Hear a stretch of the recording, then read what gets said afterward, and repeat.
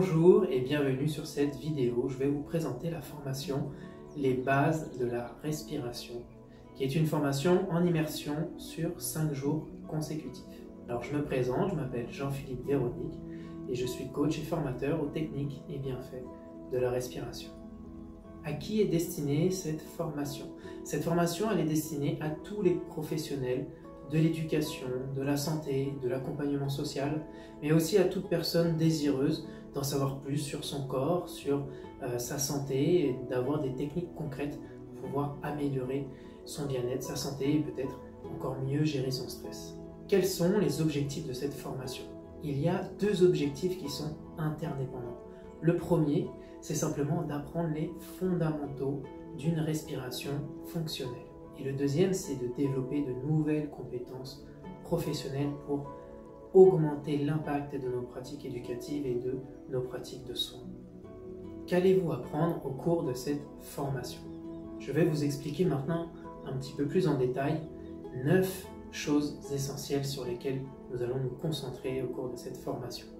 La première, c'est de comprendre les bases de la physiologie respiratoire et les mécanismes du stress. Donc par exemple, comprendre vraiment comment fonctionne le métabolisme aérobie, quelle est la différence entre le métabolisme aérobie et anaérobie, qu'est-ce que l'effet Bohr, cet effet Bohr qui nous dit que plus on a de CO2 dans le corps, plus on a d'oxygène qui pénètre dans les cellules et qui du coup produit plus d'énergie, ou encore comment a évolué la respiration au cours du vivant, où est-ce qu'elle tire ses origines, comment comprendre un petit peu comment les peuples aussi se sont physiologiquement développés et quels sont aujourd'hui les combats auxquels on doit faire face. Deuxième élément, vous allez apprendre à installer une respiration fonctionnelle, et notamment les 3 éléments d'une respiration fonctionnelle, à savoir la composante biochimique, comment on va pouvoir agir directement sur l'équilibre acido-basique, comment on va pouvoir reconfigurer ce qu'on appelle la flexibilité des chémorécepteurs, donc ces récepteurs sanguins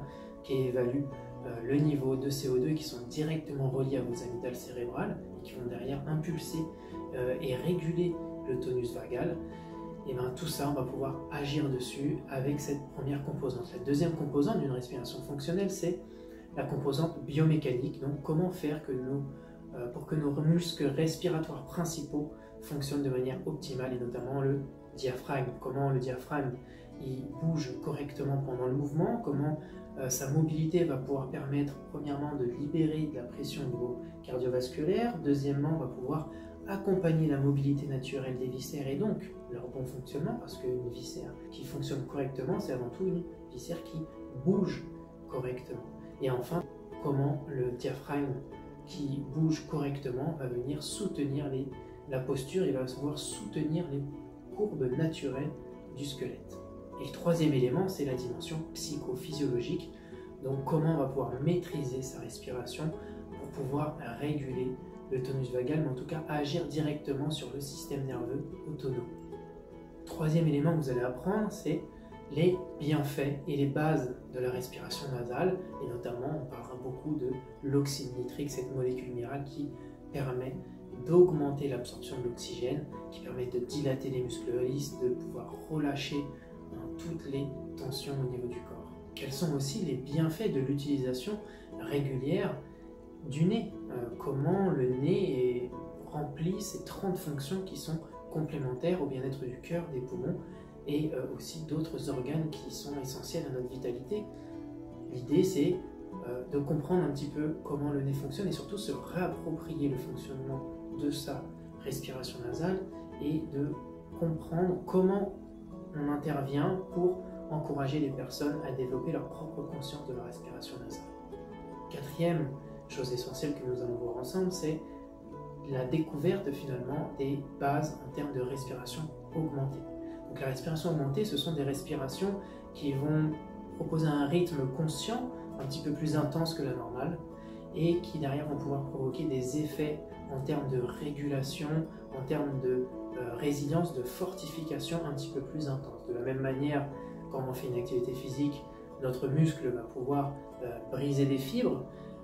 C'est pour ça par exemple qu'on en a des courbatures, et après le muscle va se reconstruire plus fort pour pouvoir encaisser les futures charges, les futurs impacts. Et bien là c'est la même chose, le fait de pouvoir proposer des respirations un petit peu plus intenses, on va stresser un petit peu plus le corps pour que derrière le corps revienne plus fort, puisse se reconstruire un petit peu plus fort. Donc on aura, en termes de bienfaits, une reconfiguration beaucoup plus profonde au niveau du système nerveux autonome. Donc du coup, au niveau de notre branche sympathique qui nous excite et parasympathique qui nous calme. On aura des respirations qui vont être profondément anti-inflammatoires, d'autres qui vont vraiment booster notre énergie. On va prendre entre plus 200 et plus 600% de production hormonale sur notamment la dopamine, l'ocytocine, la sérotonine, mais aussi de la noradrénaline. Tout ça va permettre de pouvoir réguler les humeurs et de pouvoir faire une belle sélection naturelle des cellules qui n'arrivent plus à suivre la cadence.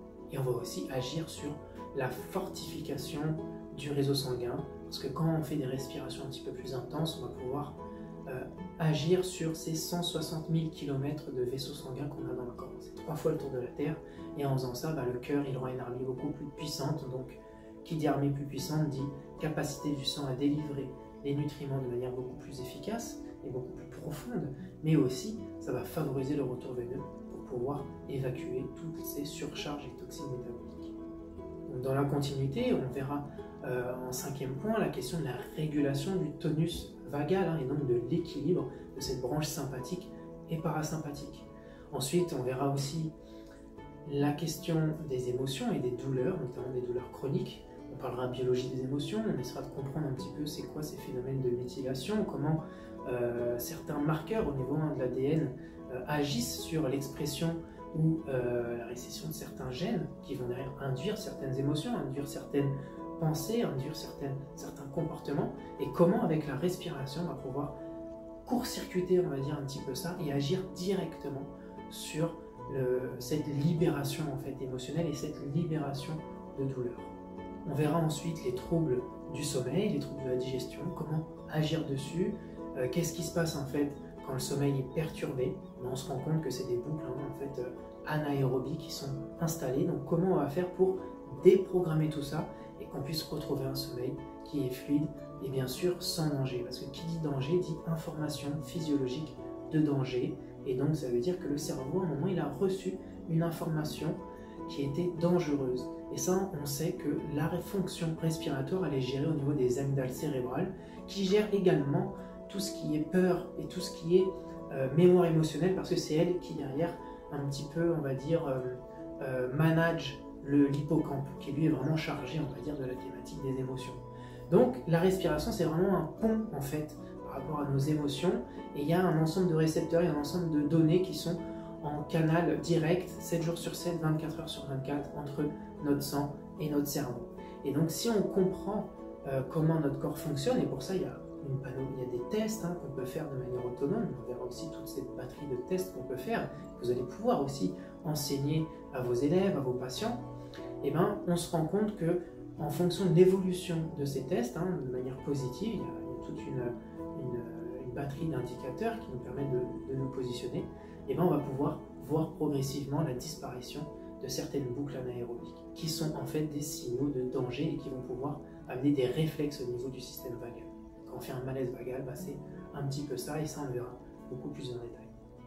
Avant-dernier élément qu'on va voir ensemble, c'est la question de la programmation de l'exercice respiratoire, notamment à des fins préventives. Si par exemple vous êtes un ou une professionnelle de l'éducation, on verra comment organiser ces cycles pédagogiques, sur quels principes, en fonction par exemple de votre public, de la tranche d'âge, etc. Qu'est-ce qui est intéressant de voir en premier et comment on arrive à le mettre en œuvre pour que ce soit cohérent en termes de cycle pédagogique. Si vous êtes à l'inverse quelqu'un qui travaille dans le soin ou dans la santé et que vous avez des patients, et si on doit, en fonction de telle ou telle pathologie ou en fonction de tel ou tel trouble, telle ou telle difficulté, s'il y a bien une chose sur laquelle d'abord on doit se concentrer, c'est ce qu'on verra. On parlera programmation, on parlera évolution et justement suivi. On verra ensemble comment suivre le patient. Et le dernier élément essentiel que nous verrons ensemble, ce sont les différentes thématiques qui soutiennent en fait ce processus respiratoire, ce processus de vie, qui soutiennent le métabolisme aérobie. Donc on parlera forcément un petit peu alimentation, on parlera encore une fois émotion, gestion du stress, on pourra prendre l'angle de la communication non violente et toute cette idée de prendre conscience de ses besoins, que l'émotion est rattachée à un besoin qui, derrière, va proposer une demande, un acte qui va nourrir ses besoins en énergie de vie. Et tout ça, ça permet aussi d'alléger et de développer une conscience de son corps, une conscience de sa souveraineté. Ça, c'est très important d'un point de vue de la santé émotionnelle et mentale. On verra aussi la question de la mobilité, c'est-à-dire comment mes articulations peuvent bouger librement et facilement, tant on sait que les tissus absorbent les émotions, ils peuvent se cristalliser, quand on sait que quand on mange trop riche, notre intestin il est un petit peu poreux et que les toxines vont passer à travers l'intestin pour se déposer dans le psoas, et qui derrière le psoas est un muscle qui me permet de lever la jambe ou alors de me baisser, et les maux de dos, par exemple, c'est souvent lié à des psoas qui sont trop tendus. Donc on verra un ensemble de choses qui seront un petit peu satellites à cette thématique de la respiration et qui sont notamment très importants quand on veut enseigner justement cette idée d'une conscience du corps qui est globale. Et enfin, on verra la partie activité physique, sport, voire même performance physique, performance mentale, performance sportive, parce que tout est lié. Et avec la respiration, c'est assez simple de faire des ponts et en tout cas de programmer les choses de manière à ce que tout ce qu'on fait autour de notre vie, donc de notre processus respiratoire, puisse aller dans le sens de ce que je veux, de ce dont j'ai besoin, de ma santé. Donc si vous souhaitez avoir des outils concrets, apprendre vraiment des choses concrètes pour accompagner vos élèves, vos patients, pour les aider à améliorer leur santé et mieux gérer leur stress, pouvoir sortir de la matrice un petit peu stress-survie que des fois la société nous impose ou nous propose, que vous ayez envie aussi de les aider à accélérer les phénomènes de régénération, de reconstruction, je vous invite vraiment à vous inscrire. Je pense que vous ne serez pas déçus, vous allez apprendre plus de 30 techniques de respiration et surtout, on va faire le lien avec, on va dire, les fondamentaux de la vie en termes de symbolique, en termes de relations humaines, en termes de simplement relation à son propre corps et comment notre corps réagit, quelles sont nos sensations corporelles, quelles sont nos douleurs, quelles sont nos émotions. Je vous ai tout dit pour cette présentation et j'espère vous voir très vite. Si vous avez des questions, n'importe quel besoin, n'hésitez pas à me contacter. Je suis disponible et à votre écoute. Vous retrouverez toutes les dates des prochaines formations sur le site neorespi.fr. Les formations, elles se déroulent soit en France hexagonale, soit aux Antilles. Vous allez retrouver toutes les dates des prochaines sessions et j'espère vous y retrouver. À très vite.